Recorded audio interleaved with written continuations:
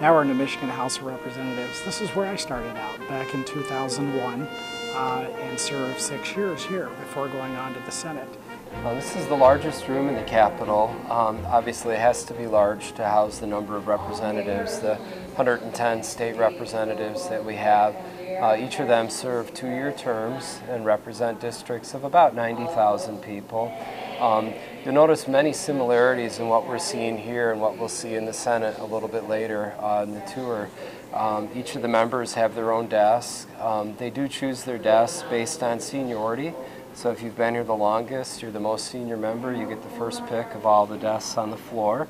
And a personal preference ties into that too. Some like to sit towards the front, some like to sit towards the back. The desks here, 90 out of the 110 are original, again designed by the architect, Elijah Myers. Myers was a pretty amazing architect. After he designed our building, he went on to design the Texas and Colorado state capitals, and when he died on March 5th, 1909, he had designed at least one major building in every state in the nation. Wow. But he kind of started his career as an architect with the design and construction of our building. And it's one of the reasons it was named as a National Historic Landmark, was because of Myers. We recently celebrated the anniversary of the Capitol a few years back, we right? definitely did, yeah.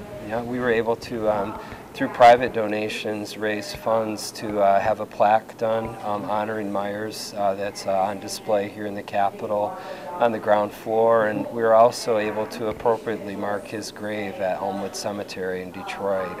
The one thing we haven't really talked about too much so far on the tour is the decorative art. It's really the #1 thing our Capitol is known for.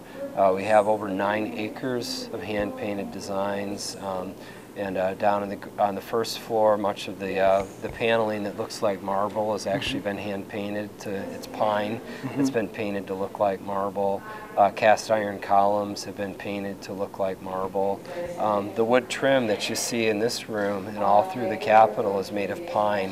What the artists have done is to hand grain it to make it look like English walnut. And I understand that's a several-step process. Yeah, it's a 9-step process to hand grain pine to make it look like walnut. In fact, one of the steps, they use stale beer that serves as a binding agent for the paint.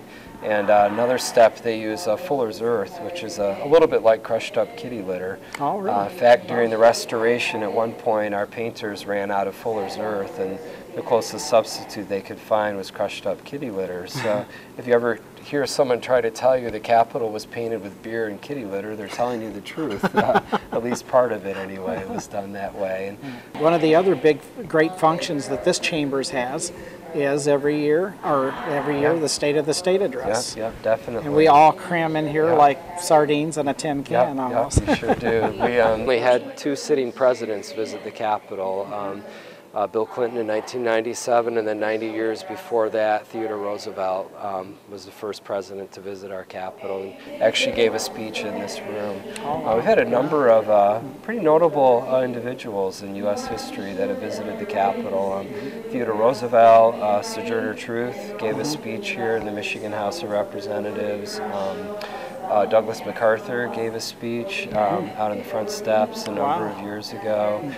President Bill Clinton. So through the years, we've had a number of notables that have visited. It's great. I know one of the neat things is that they did a reenactment of Teddy Roosevelt, and that was on the anniversary year, wasn't it? Yeah, it sure was. May 31st, 1907 was when he visited, and just a few years ago, we reenacted that visit and actually had Tweed Roosevelt, the grandson of President Teddy Roosevelt, deliver a speech in the Senate, and also had a Teddy Roosevelt impersonator that came, or reenactor that came. So and they drove him up to the door, and what was it, a 1907 Oldsmobile or something? When Teddy Roosevelt visited the Capitol in 1907, he was a real diplomat. He recognized that there were 2 motor companies in Lansing, the Arioles Company and also the Oldsmobile Company. So he actually rode in on a Rio and then drove out to MSU where he delivered a speech in an Oldsmobile.